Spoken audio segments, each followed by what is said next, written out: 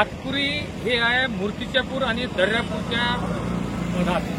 हा जो रोड आहे हा मूर्तिजापूर कडून येणारा आणि मूर्तिजापूर तालुक्यातले सर्व लोक म्हणजे अकोला जिल्हा लागते आणि इकडे जो आहे तो रोड हा आहे दर्यापूर तालुका म्हणजे अमरावती जिल्हा. आणि हे संस्थान आहे लक्षेश्वर संस्थान. पोलीस स्टेशन कुठलं आहे दर्यापूर आणि मूर्तिजापूर दोन्ही पोलीस स्टेशन आहे. मागच्या वर्षीपेक्षा यावर्षी थोडीशी गर्दी कमी वाटते का? आता रात्री सध्या काढतात. सकाळी इथूनच कावड यात्रा काही दर्यापूरला जातात, काही मूर्तिजापूरला जातात, काही कारंजा जातात आपापल्या मार्गाला. हे आहे लक्षेश्वर मंदिराचं समोरचं गेट. जेव्हा लाखपुरी लक्षेश्वर मंदिरावरून कावड निघतात तेव्हा पहिल्या कावड निघण्याचा मान आहे महादेवपुरी संस्थान कोकर्डा तालुका अंजनगड याला. जेव्हा त्यांची कडून आरती होईल तेव्हाच बाकीच्या कावड तिथून गावाच्या परतीच्या मार्गावर निघतात. गेल्या 4 वर्षापासून सर्वात मोठी कावड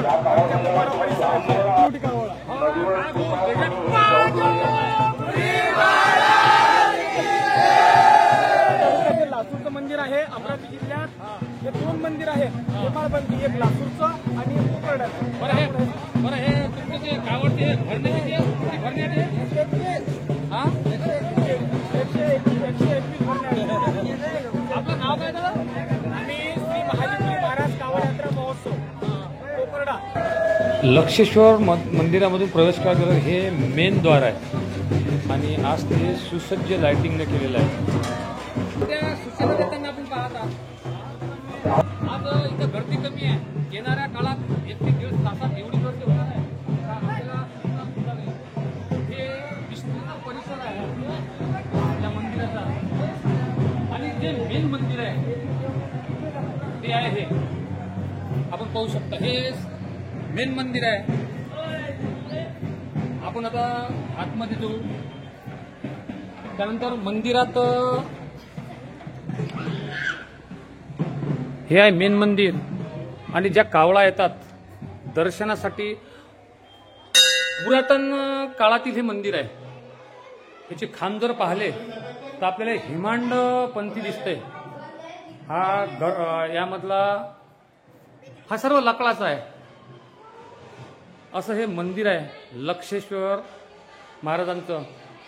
रीतिरिवाजाप्रमाणे नंदी हा असतोच. त्यानंतर हे आपले कॅमेरामन हे दर्शन घेताना इथं आल्यानंतर समाधान वाटतंय. हे मेन मंदिर. आज आपण गर्दी नसताना आलो. प्रत्यक्षात पिंडीवर पाणी टाकल्यापेक्षा अशी ॲडजस्टमेंट केली म्हणजे बरोबर ते पाणी पिंडीवर पडते. हे नवीन पूर्ण उपक्रम मी पाहिला. पाईपमधून पाणी पिंडीवर पडते. तुम्ही या गावातल्या जागा काय? बरं मी काय म्हणतो हे छोटे छोटे जे मंदिर आहे तिथं याची तुम्ही माहिती देता का? बरं हे मंदिर कशाचं आहे? म्हणजे हे एवढे मध्ये मंदिर एकदम कसे काय?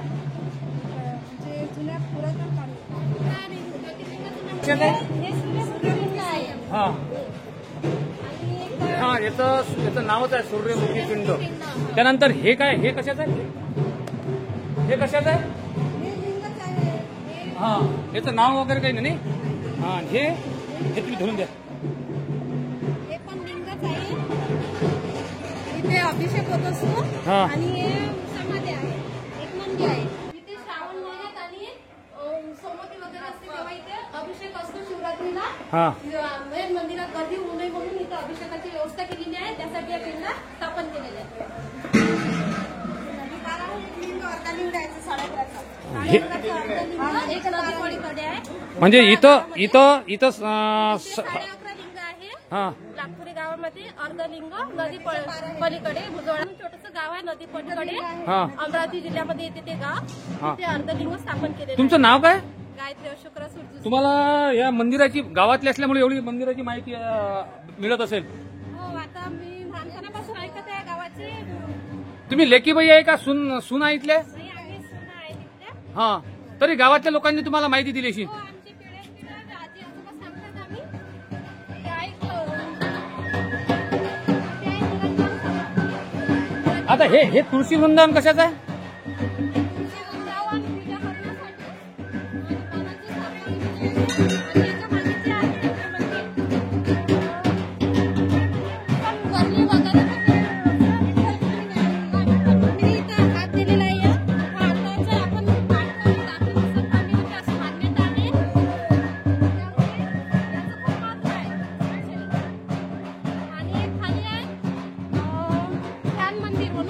कोण हे ध्यान मंदिर कशाचं आहे? शंकरजीचं ध्यान मंदिर आहे.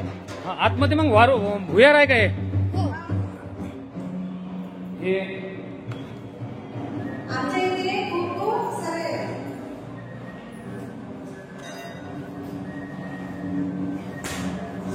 इथे ज्या लोकांना ध्यानस्थ बसायचं असतं ते लोक इथं ध्यान मंदिरात येऊन शंकरजी समोर आपली प्रार्थना करतात, ध्यानस्थ बसतात. इथे चोख व्यवस्था तहसीलदार मॅडम इथं आलेले आहेत, यांचं सुद्धा कटाक्षाने इथे लक्ष असते. काय मॅडम नाव आपलं? माझं नाव शिल्पा बोबडे, तहसीलदार मूर्तिजापूर. आज तहसीलदार नदीकडे वळले म्हणजे कमालची झाली. नाही, आमचा दर रविवारी इथे चोख बंदोबस्त असतो.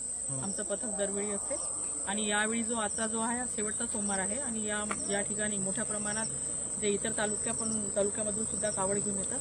त्यामुळे या रविवारी जी होती आजची होणारी गर्दी ही मोठ्या प्रमाणात असल्यामुळे इथे व्यवस्था व्यवस्थित आहे की नाही या ठिकाणी आज 2 पथकं लावलेले आहेत. त्याचबरोबर पोलीस बंदोबस्त आणि बाकी मंदिराचे जे ट्रस्टी आहेत त्यांच्या सुद्धा इथे त्यांच्याकडून पण व्यवस्था, त्यांचं पण एक पथक असतं. हे सगळं व्यवस्था व्यवस्थित आहे किंवा नाही आणि या ठिकाणी जे पथकं आलेले आहेत त्यांचं मनोधैर्य वाढवण्यासाठी आणि या पुढे अनुचित प्रकार घडू नये यासाठी मी या ठिकाणी व्हिजिटसाठी आलेली आहे. तहसीलदार मॅडम महिला असल्यावर सुद्धा या स्पॉटवर का आल्या? ते इथून जे काळवाले पाणी भरतात, नदीतून पाणी भेटल्यानंतर तिथे कुठल्याही प्रकारचा अनुचित प्रकार न घडावा याकरता जातीने ते स्वतः या किचडात सुद्धा पाहणी करण्याकरता आलेले होते. लक्षेश्वर संस्थान जे आहे 11.5 ज्योतिर्लिंगाचं हे संस्थान आम्ही सर्व तुम्हाला दाखवलंच. आणि इथले सरपंच यात राजीव कैतवास. नमस्कार राजीव. काय कसा तुम्ही किती वर्ष झालं सरपंच आहे इथं?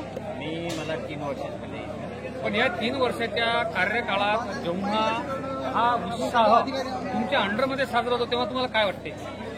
पहिले तो हे उत्साह खूप कमी होता, पण आमच्या म्हणजे जेव्हापासून आम्ही पाहून राहिलो या 3 वर्षात हे उत्साह एवढा वाढलेला आहे की पहिले महाप्रसाद घेत असलेल्या शिवभक्तांना सूचना आहे. कधी कधी असं वाटत नाही की आपलं गाव लय भाग्यवान आहे की दर्यापूर म्हणजे अकोला जिल्हा आणि अमरावती जिल्ह्यातून लोक तुमच्या इथे येतात. भाग्यवान आहेत, कारण की हे जे नदी आहे वैष्णवी म्हणजे पूर्णा, इथून जे लोक दर्शन अर्ध काशीचं महत्व एवढं आहे.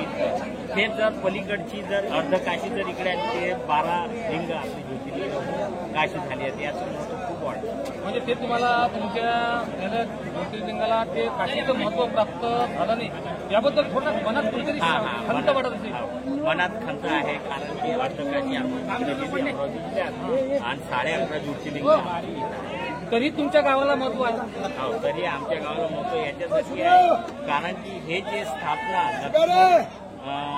आणि राम ज्या वेळेस अयोध्यावरून ते त्यांना वनवास झालं होतं त्यावेळी म्हणजे फिरता या म्हणजे वैष्णवीच्या घाटानं म्हणजे इथं रामतीर्थ म्हणजे जिथे जिथे गेले त्यांनी आपली मूर्ती स्थापना केली. म्हणजे त्यांचं जे महत्व आहे ते या गावासाठी राम लक्ष्मण म्हणजे रामायणात सुद्धा यांचा उल्लेख असेल असं म्हणण्यास काही हरकत नाही. गंगा फन्ना युट्यूब चॅनल प्रस्तुत करता गणेश साखरे, कॅमेरामन जगदीश बडे. अशीच माहिती लक्षेश्वर या गावाची आणि या संस्थेची पाहण्याकरता पाहत राहा गंगा फन्ना युट्यूब चॅनल. माऊली धंडे. धन्यवाद.